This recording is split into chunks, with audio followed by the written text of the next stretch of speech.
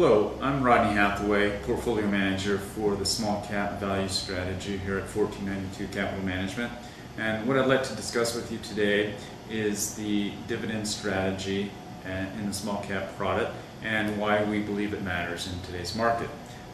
First of all, 85% of the stocks in the small cap value product today pay a dividend, and the current yield on the portfolio is about 3.5%, which is approximately 1% higher than the yield on the Russell 2000 Value Index. An interesting note that I'd like to start out with is that since the 1930s, over 50% of the total return on the stock market has been attributed to dividends. And so we believe if you forget about dividends, or if you're not focused on dividends, you can be leaving a lot of money on the table, since over half the total return historically has been from the dividend component. On top of that, we believe that dividends can provide valuable insights on a couple things. First of all, the potential total return for a stock, and also it can be a sign of how fiscally responsible a management team is at the company, which is something very important in today's economic crisis.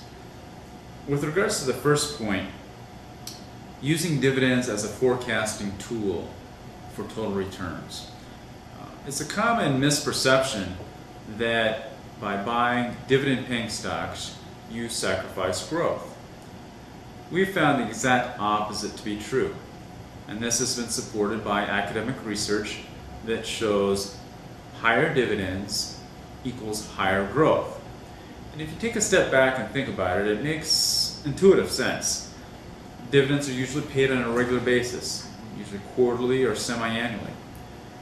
If a management team knows they have to write this dividend check out to shareholders, first of all, when companies cut or eliminate their dividend, it's usually a pretty bad signal to the market, and it's not a good impact on the stock price. And so when the company management team knows they have to pay this dividend, they generally need to have a fairly bullish outlook for their underlying business. And in essence, they have to have the cash flow in order to pay for that dividend. So we believe by buying this dividend-paying stock, it is a harbinger for better growth in the future. And again, that's been supported by academic research. On the second point, with regards to how dividends can give us valuable insight on basically the management team and how fiscally responsible they are. And what we mean by this is, if you really think about the dynamics of paying a dividend, this is an exercise that's done, again, usually quarterly. We believe that the act of the CEO and the CFO, for instance, of the company actually writing out a check to shareholders for that dividend helps to remind them who really owns the company. Oftentimes when company management teams get too tied up in management of the company, they forget that shareholders actually own the company.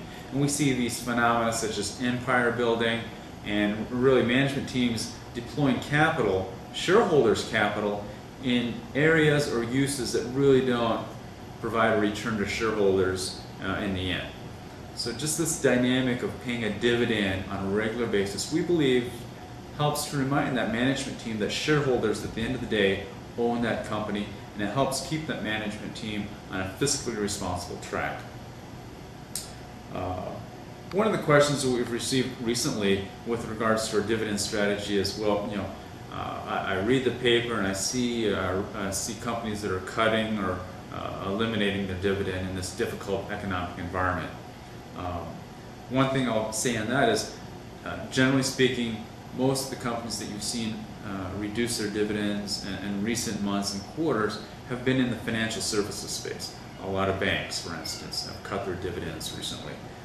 This is an area that we're significantly underweighted in our portfolio at 1492. We have very little exposure to the financial sector, and so the fact that a number of these banks have cut their dividends has not had a material impact on the returns in the portfolio. The other thing that I want to just wrap up on with regards to dividends is, remember, dividends can be taken to the bank.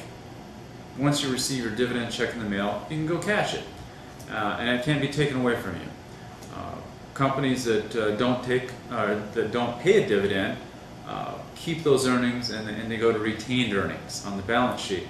And we've seen in the past on multiple occasions where this retained earnings account can be restated, and that equity that's been built up in the company can literally be written off overnight, and the shareholders receive no value for that.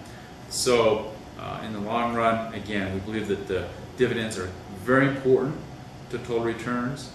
They help reduce the volatility of the portfolio and your returns because, again, they're paid on a regular basis, and also they help to point towards better growth for the company going forward. And again, they just show that this company management team can be very fiscally responsible by having to pay that dividend. So remember, when investing, keep dividends in mind. They're a very important part of the total portfolio. Thank you.